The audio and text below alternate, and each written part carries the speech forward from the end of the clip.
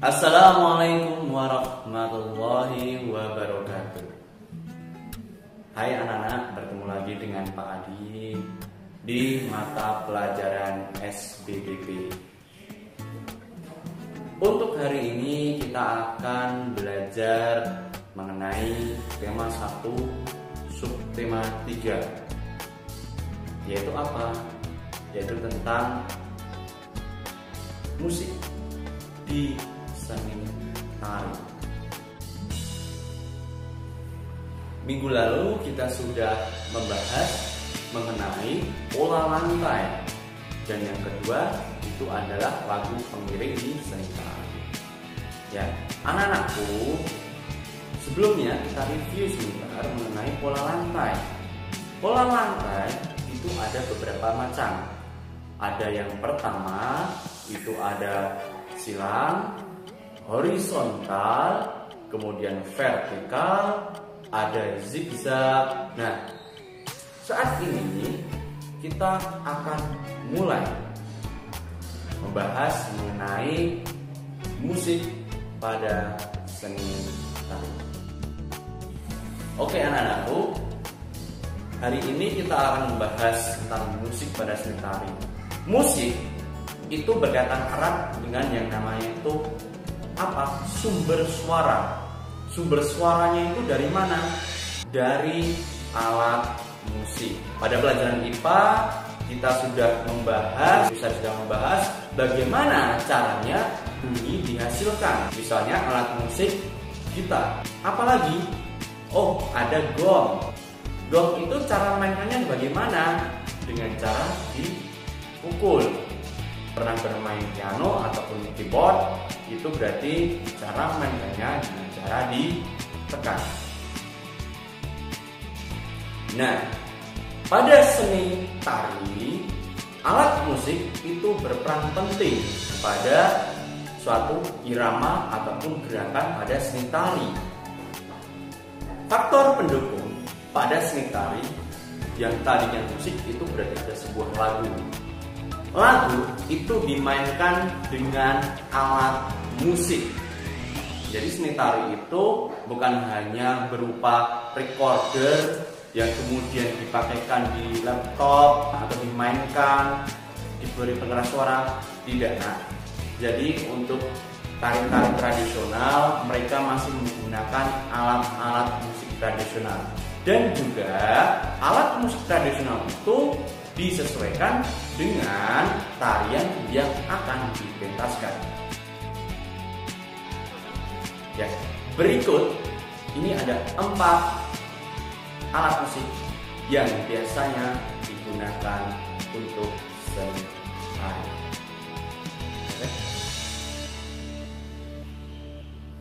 Nah, ada yang pertama itu gamelan. Yang kedua itu ada tamborin. Yang ketiga itu biasanya orang-orang menggunakan marakas. Yang keempat ada gamelan. Nah, yang tadi itu adalah alat musiknya. Jadi untuk seni tari itu dibawakan dengan alat-alat musik tradisional dan disesuaikan dengan tariannya. Nah anak-anakku, pada seni tari kita nggak langsung kita masuk ke panggung kemudian pentas, itu tidak. Tapi kita harus mempersiapkan terlebih dahulu hal-hal yang penting di dalam seni tari. Ada beberapa hal yang perlu Pak disampaikan bahwa sebelum melakukan pementasan di panggung, oke, hal yang pertama yang wajib kita lakukan sebelum pementasan seni tari itu adalah hafal gerakannya. Yang paling penting juga itu adalah pakaiannya. Yang ketiga itu apa? Musiknya. Ada 3 hal tadi yang wajib kita siapkan. Yang pertama apa? Gerakannya harus hafal. Yang kedua itu properti pakaiannya itu juga harus siap. Kemudian yang ketiga itu ada Jelas nak? Oke, kita lanjut. Ya, kemudian ketika kita sudah siap semuanya, maka hal yang akan kita lakukan selanjutnya pentas di panggung. Ini yang jadi masalah untuk para penari-penari yang memang ternyata sudah hafal gerakannya, udah sesuai dengan musiknya, udah sesuai dengan pakaiannya, tetapi pada saat di panggung ya kita harus melakukan beberapa hal yang patut diperhatikan, yaitu yang pertama adalah gerakan tari itu harus sesuai dengan ketentuannya. Jadi gerakan, misalnya gerakan bisa itu gerakan tangan ya, maka kita nggak boleh gerakan kaki, harus sesuai dengan tariannya. Yang kedua yaitu adalah sikap tubuhnya. Sikap tubuh seorang penari itu beda dengan sikap tubuh seorang atlet. Sikap tubuh seorang penari itu lemah dimulai. Secara kita tidak sadar itu seperti ya kayak kita itu megang jelly ya, jelly itu kayak empuk. Nah, itu lihat penari itu kayak empuk. Kemudian yang ketiga itu kita harus memperhatikan kecepatan tariannya kita. Jadi kita itu gerakannya harus sesuai dengan tempo dari lagunya. Lagu yang diiringkan itu cepat, ya berarti kemungkinan gerakan yang digunakan tari harus cepat juga. Kalau iringan musiknya itu lambat, berarti kemungkinan juga gerakannya itu juga lemah dimulai atau lambat. Maka dari itu jangan sampai salah ketika gerakan si penarinya itu lambat tapi iringan musiknya itu cepat, itu salah. Akan terjadi yang namanya miss dan tidak terjadi namanya sinkronisasi atau keselarasan dalam tarian, nggak padu. Yang terakhir, bukan yang terakhir, ada masih dua hal. Yang berikutnya itu adalah pola lantai. Nah ini yang jadi satu masalah. Setiap penari itu ingin menunjukkan bakatnya, ingin menunjukkan gerakannya, ingin menunjukkan apa yang dia miliki saat menarikannya. Ketika pola lantai itu berupa horizontal ataupun vertikal ataupun yang lain sebagainya, maka akan jadi masalah ketika seorang penari misalnya ada A, B, C, D, E, F sampai G. G itu paling belakang sini, sedangkan A itu paling depan. Untuk apa si G itu belakang, si A di depan?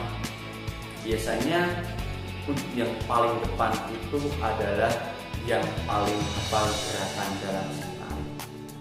Yang paling belakang biasanya itu yang hafal tapi sedikit lupa-lupa ingat.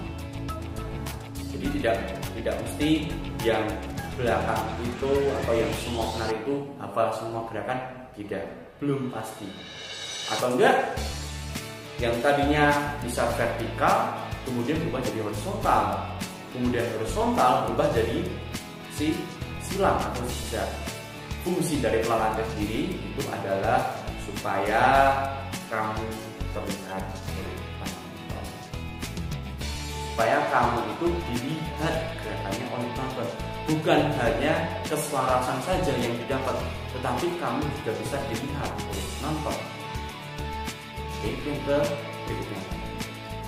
Kemudian yang terakhir itu adalah ekspresi yang penting. Nah ini ekspresi dalam seni tari. kamu itu menari tanpa ekspresi itu sama aja kamu itu kayak Mr. Bean, kayak Mr. Bean kan, atau enggak Charlie Chaplin atau siapa gitu ya. Tari itu harus menggunakan ekspresi. Ekspresi itu penjiwaan. Kamu sudah menjiwai tarimu atau belum? Kalau belum, ya sudah. Berarti kamu ekspresinya kurang. Masa kamu mau narinya yang semangat, kamu ekspresinya lemes kayak belum makan? Tapi harusnya kamu ekspresinya semangat juga dan menjiwai tari dan kamu makan. Oke, jelas? Ya. Oke, anak-anakku, demikian dari Pak Adi hari ini.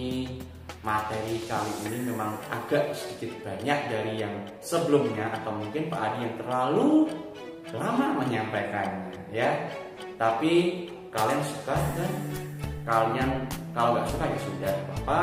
Kalau suka di like kemudian di subscribe. Oke? Ya anak-anakku. Untuk selanjutnya silahkan nanti kalian bisa mengerjakan tugas Google Form. Pak Adi tidak akan sampai memberikan buat video untuk hari ini karena mungkin minggu depan Pak Adi akan meminta kalian untuk praktek SPP. Oke anak-anak, demikian dari Pak Adi. Pak Adi akhiri untuk hari ini. Wassalamualaikum warahmatullahi wabarakatuh.